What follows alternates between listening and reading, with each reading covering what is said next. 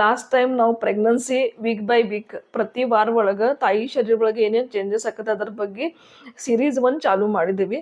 ಇದ್ರ ಒಳಗೆ first 2 weeks ಒಳಗೆ ಏನು ಚೇಂಜಸ್ ಆಗತ್ತಿ ಅದನ್ನ ನಾವು ಲಾಸ್ಟ್ ವಿಡಿಯೋ ಒಳಗೆ ಹೇಳಿದ್ದೇನೆ. ನೋಡಿಲ್ಲ ಅಂದ್ರೆ ಸ್ವಲ್ಪ ಚೆಕ್ ಮಾಡ್ರಿ. ಇವತ್ತು ಈ ವಿಡಿಯೋ ಒಳಗೆ 3ನೇ ವಾರ ಪ್ರೆಗ್ನೆನ್ಸಿದ 3ನೇ ವಾರ ಒಳಗೆ 3rd ವೀಕ್ ಒಳಗೆ ತಾಯಿ ಶರೀರ ಒಳಗೆ ಏನೇನು ಚೇಂಜಸ್ ಆಕತಿ ಮತ್ತು ಮಗು ಒಳಗೆ ಏನೇನು ಚೇಂಜಸ್ ಆಕತಿ, ಈ 3ನೇ ವಾರ ಒಳಗೆ ತಾಯಿ ಏನೇನು ಕೇರ್ ಮಾಡ್ಬೇಕ್ರಿ ಮತ್ತು ಪಾಪುದ ತಂದೆ ಏನು ಕೇರ್ ಮಾಡ್ಬೇಕ್ರಿ ಅದರ ಬಗ್ಗೆ ಡೀಟೇಲ್ ಒಳಗೆ ತಿಳ್ಕೊಳ್ಳೋಣ. Hello, I am Dr. Sunita Lodaya, fertility and reproductive specialist and practicing obstetrics and gynecology since last 25 years.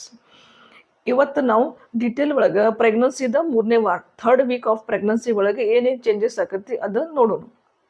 ಪ್ರೆಗ್ನೆನ್ಸಿದ 3ನೇ ವಾರ 3rd ವಾರದ ಸ್ಟಾರ್ಟಿಂಗ್ ಒಳಗೆ ಎಗ್ ಸ್ತ್ರೀ ಬೀಜ ಓವರಿಂದ ರಿಲೀಸ್ ಆಕತಿ ಮತ್ತು 3rd ವೀಕಿಂದ ಎಂಡ್ ಮಟ್ಟ ಇದು ಪಾಪು ಎಂಬ್ರಿಯೋ ಗರ್ಭಚೀಲ ಒಳಗೆ ಬಂದು ಕುಂದಿರ್ತೈತಿ. ಈಗ ಈ 3ನೇ ವಾರ ಒಳಗೆ ನಮ್ಮ ಶರೀರ ಒಳಗೆ ತಾಯಿ ಶರೀರ ಒಳಗೆ ಏನೇನು ಚೇಂಜಸ್ ಆಕತಿ ಅದರ ಡೀಟೇಲ್ ಒಳಗೆ ನೋಡೋಣ. ಫಸ್ಟ್ ಸ್ಟಾರ್ಟಿಂಗ್ಗೆ 3rd week starting or last of the 2nd week ಸ್ತ್ರೀ ಬೀಜ ಓವರಿಂದ ಅಂಡಾಶಯದಿಂದ ರಿಲೀಸ್ ಆಕತಿ. ಆ ಪ್ರೊಸೆಸ್ಗೆ ಓವ್ಯುಲೇಷನ್ ಅಂತಾರೆ. ಯಾವಾಗಲೂ ಓವ್ಯುಲೇಷನ್ ಆಕತಿ ಒಂದೊಂದು ಸಲ ತಾಯಿಗೆ ಸ್ವಲ್ಪ ಹೊಟ್ಟೆಗೆ ನೋವು ಇರ್ಬೋದು.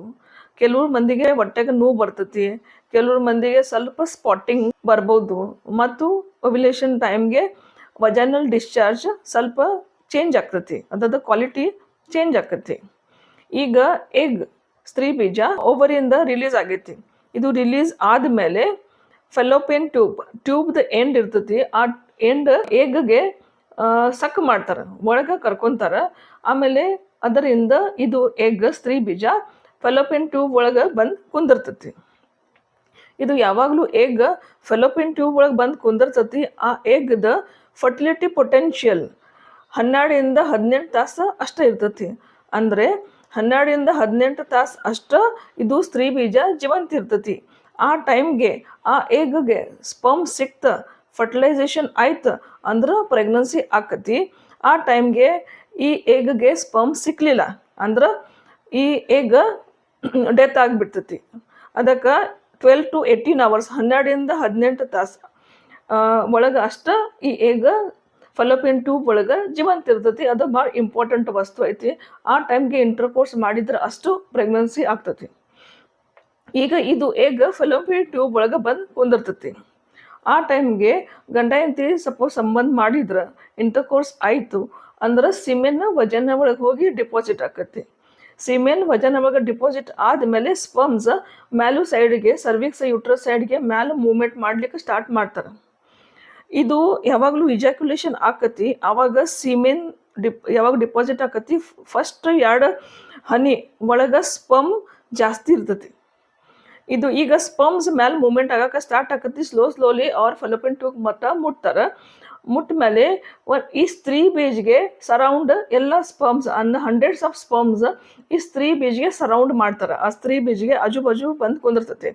ಆ ಟೈಮ್ಗೆ ಈ ಎಲ್ಲ ಹಂಡ್ರೆಡ್ಸ್ ಆಫ್ ಸ್ಪರ್ಮ್ಸ್ ಒಳಗೆ ಒಂದೇ ಸ್ಪರ್ಮ್ ಅಷ್ಟ ಈ ಎಗ್ಗೆ ಮೇಲಿಂದ ಕವರ್ಗೆ ಪೆನಿಟ್ರೇಟ್ ಮಾಡಿ ಒಳಗೆ ಹೋಗ್ತಾರೆ. ಯಾವಾಗಲೂ ಒಂದು ಸ್ಪರ್ಮ್ ಪೆನಿಟ್ರೇಟ್ ಮಾಡಿ ಒಳಗೆ ಹೋಗ್ತಾರೆ. ಆ ಟೈಮ್ ಸ್ತ್ರೀ ಬೀಜದ ಎಗ್ಗದ ಹೊರಗಿಂದ ಕವರ್ ಕ್ಲೋಸ್ ಆಗಿಬಿಡ್ತೈತಿ. ಅಂದ್ರೆ ಈ ರಿಮೈನಿಂಗ್ ಸ್ಪರ್ಮ್ಸ್ ಒಳಗೆ ಎಂಟ್ರಿ ಮಾಡ್ಲಿಕ್ಕೆ ಬರಂಗಿಲ್ಲ. ಆಮೇಲೆ ಅದು ಒಳಗೆ ಹೋಗಿ ಫರ್ಟಿಲೈಸೇಷನ್ ಆಕತಿ. ಆ ಟೈಮ್ಗೆ ಉಳ್ಕಿದ ರಿಮೈನಿಂಗ್ ಎಲ್ಲ ಸ್ಪರ್ಮ್ಸ್ ವಾಪಸ್ ಹೋಗ್ತಾರೆ. ಅಂದರೆ ಈಗ ಒಂದು ಸ್ಪರ್ಮ್ ಎಗ್ಗೆ ಪೆನಿಟ್ರೇಟ್ ಮಾಡಿ ಒಳಗೆ ಹೋಗಿದ್ದಾರೆ. ಆ ಪ್ರೊಸೆಸ್ಗೆ ನಾವು ಫರ್ಟಿಲೈಸೇಷನ್ ಹೇಳ್ತೇವೆ. ಅಂದರೂ ಈಗ ಫರ್ಟಿಲೈಸೇಷನ್ ಅಂದ್ರೆ ಎಗ್ ಮತ್ತು ಸ್ಪರ್ಮ್ದ ಮಿಲನ ಫೆಲೋಪಿಯನ್ ಟ್ಯೂಬ್ ಒಳಗೆ ಆಗ್ತೈತಿ. ಈಗ ಫರ್ಟಿಲೈಸೇಷನ್ ಆದಮೇಲೆ ಇದು ಎಂಬ್ರಿಯೋ ಡಿವೈಡ್ ಆಗಲಿಕ್ಕೆ ಸ್ಟಾರ್ಟ್ ಆಕತಿ. ಅಂದ್ರೆ ಅವ್ರದ್ದು ವಿಭಾಜನೆ ಆಗಕ್ಕೆ ಸ್ಟಾರ್ಟ್ ಆಗ್ತೈತಿ. 5ನೇ ದಿವಸ ಮಟ್ಟ ಈ ಎಂಬ್ರಿಯೋದ ಡಿವಿಷನ್ ಆಗಿ ಒಂದು ಸ್ಮಾಲ್ ಬಾಲ್ ಥರದ ಇದು ಎಂಬ್ರಿಯೋ ತಯಾರಾಕತಿ.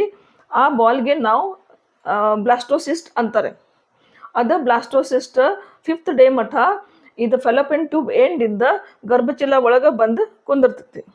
ಇದು ಯಾವಾಗಲೂ ಇದು ಬ್ಲಾಸ್ಟೋಸಿಸ್ಟ್ ಗರ್ಭಚೀಲ ಒಳಗೆ ಬರ್ತೈತಿ. ಆ ಟೈಮ್ ಗರ್ಭಚೀಲ ಒಳಗೆ ಒಂದು ಥಿಕ್ ಲೇಯರ್ ಎಂಡೋಮೆಟ್ರಿಯಮ್ ನಾವು ಅಂತಾರೆ ಅದ್ರ ರೆಡಿ ಆಕತಿ.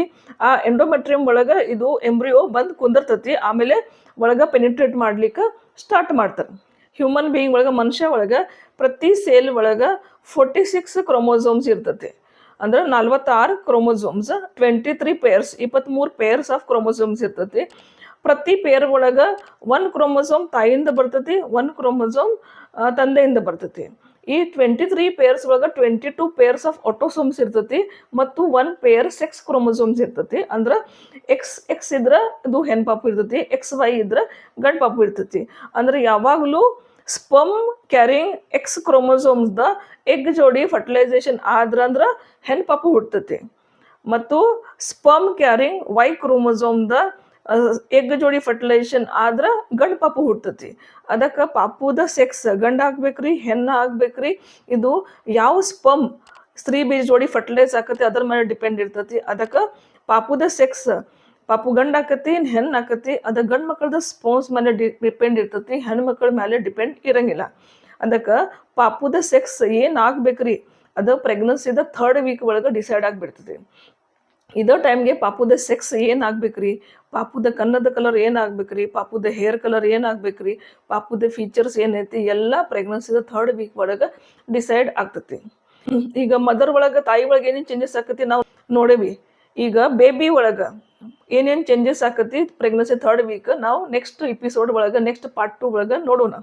ಇದೇ ಪ್ರಕಾರ ನಾವು ಪ್ರೆಗ್ನೆನ್ಸಿ, ಡೆಲಿವರಿ, ಇನ್ಫರ್ಟಿಲಿಟಿ ಮತ್ತು ಗೈನಕಾಲಜಿ ವಿಡಿಯೋಸ್ ರೆಗ್ಯುಲರ್ಲಿ ಅಪ್ಲೋಡ್ ಮಾಡ್ತೀವಿ. ನೀವು ನೋಡ್ತಾ ಇರ್ರಿ. ನಿಮ್ಗೆ ಚಲೋ ಅನ್ಸಿದ್ರೆ ಲೈಕ್, ಶೇರ್, ಸಬ್ಸ್ಕ್ರೈಬ್ ಮಾಡಿರಿ. Thank you.